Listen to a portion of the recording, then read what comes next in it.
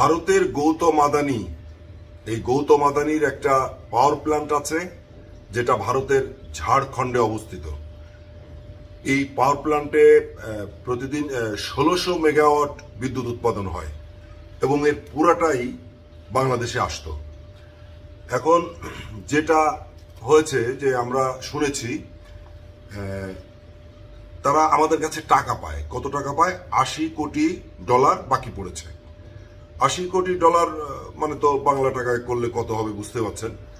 তো এই টাকা বাকি পড়ার পরে তারা একটা সিদ্ধান্ত নিয়েছে যে এখন থেকে এই বিদ্যুৎ ভারতেও তারা বিতরণ করতে পারবে। তার মানে ব্যাপারটা এরকম যে বাংলাদেশে বোধহয় তারা আর আদানির ওই ঝাড়খণ্ডে যে প্ল্যান্ট ওইখান থেকে আর বিদ্যুৎ দিতে চায় না।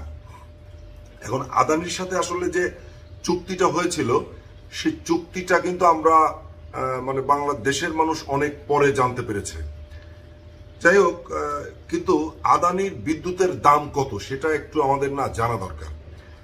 আদানির কাছ থেকে বিদ্যুতের দাম আসলে প্রায় 15 টাকা করে তারা বলেছিল, দরদাম করে সেটি 14 টাকা পার ইউনিটে আনা হয়েছে, যেটি হচ্ছে বাংলাদেশ ভারতের অন্য জায়গা থেকে যে বিদ্যুৎ আমদানি করে তার ডাবল।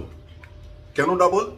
তার কারণ হচ্ছে যে আদানি বলেছে যে কয়লাটা তারা ব্যবহার করবে সেই কয়লার দাম নাকি পার টনে $450 পড়বে এবং সেটা তারা আবার আমদানি করে অস্ট্রেলিয়া থেকে। কিন্তু সেই টাকাটাও তারা এই পার ইউনিটের মধ্যে ঢুকিয়ে দিয়েছে। কিন্তু যেটা হচ্ছে যে বাংলাদেশের ভেতরে যে কয়লা ভিত্তিক বিদ্যুৎ কেন্দ্রগুলো আছে সেখানে কিন্তু যে কয়লা আনে বাংলাদেশ আনে $200 থেকে $250 পার টন।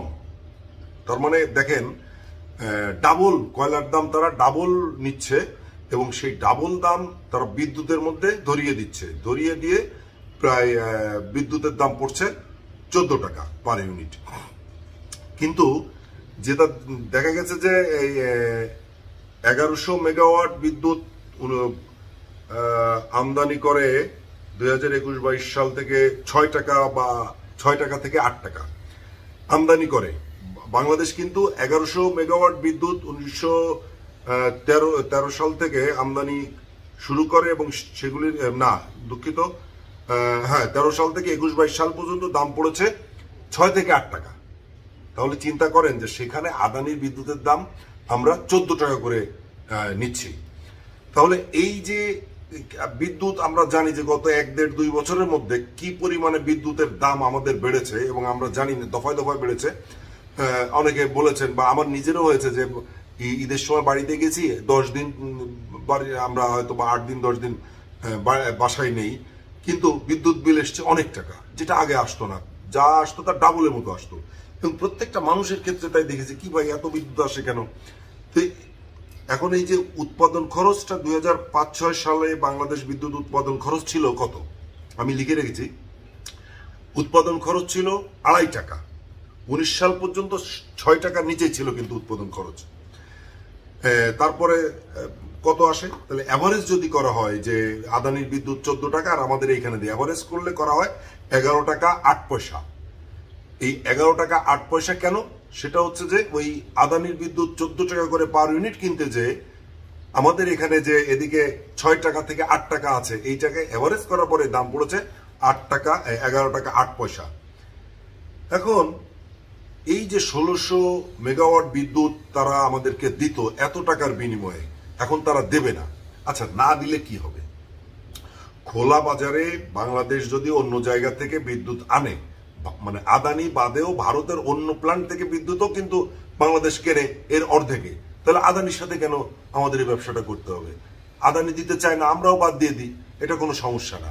হয়তো কি হবে, কিছুদিন আমাদের একটু ঘাটতি থাকলেও থাকতে পারে, নাও থাকতে পারে। আমি ধরে নিলাম যে ঘাটতি থাকবে, কিন্তু এই ঘাটতি থাকার ফলে অন্য জায়গা থেকে যখন আমাদের বিদ্যুৎ আসবে কম টাকায়, বিদ্যুতের দাম তো কমবে, অথবা আমাদের এখানে যখন উৎপাদন বাড়বে তখন তো বিদ্যুতের দাম অটোমেটিকলি কমে যাবে, তাই না? কারণ বিদ্যুতের দাম আমাদের শুধু বেড়েছে আদানির কাছ থেকে আমদানি করার ফলে। এখন এই যে ভেতরের যে গোলমাল, এই গোলমালটা তো আসলে আমরা সাধারণ মানুষরা জানি না। যেমন এই হিসাবটাও আমি কিন্তু আরো সুন্দর করে ব্যাখ্যা করে বলতে পারতাম, কিন্তু আমি একটু মোটা দাগে বলেছি, কিন্তু এটি হিসাব এরকমই, এর কাছাকাছি হিসাব।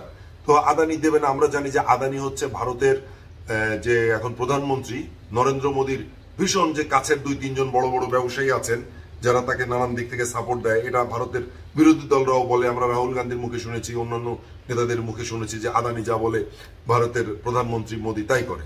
তো আমার মনে হয় যে আমাদেরও সিদ্ধান্ত নেওয়ার সময় চলে এসছে এরকম। আদানির কাছ থেকে না নিলেও আমাদের চলবে।